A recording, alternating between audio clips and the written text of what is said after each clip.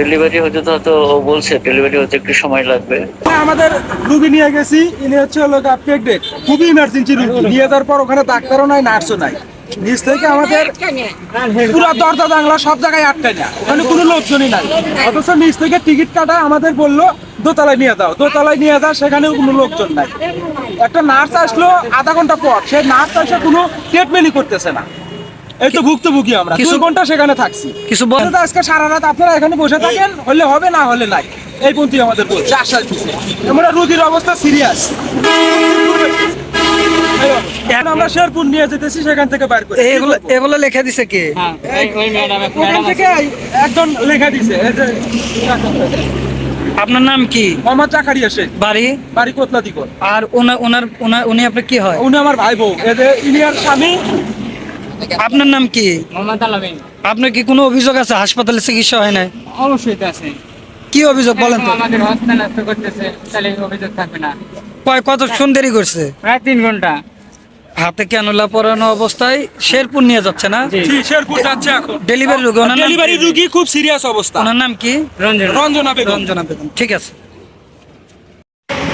প্রথম আমরা রুগী নিয়ে গেলাম, ওষুধপত্র নেহা দিল, রুগী দেখলো, প্রেশার মারলো, বলে দেবে তো আরো ডাক্তার হলে চান, দাদাই তো আরো ডাক্তার নেই, যাই হ্যাঁ হলো না।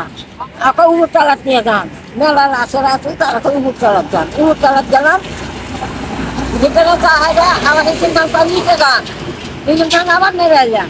আজকে এক মহিলারা ডাক পাইলো, উনি সব উপর তালা তুলতে আছে,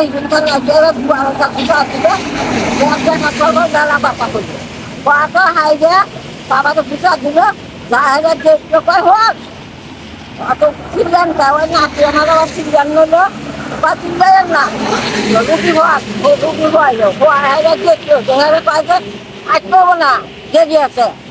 অত চিল্লান কে 7 মিটার মুখ, এত চিল্লানি 7 মিটার একটা কাছে খারাপ, ওই নিয়ে সন্দেহ করলো।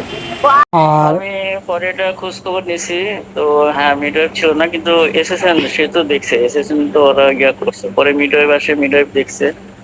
ডেলিভারি হতে তো হয়তো ও বলছে ডেলিভারি হতে একটু সময় লাগবে, তখন ওরা যায় না।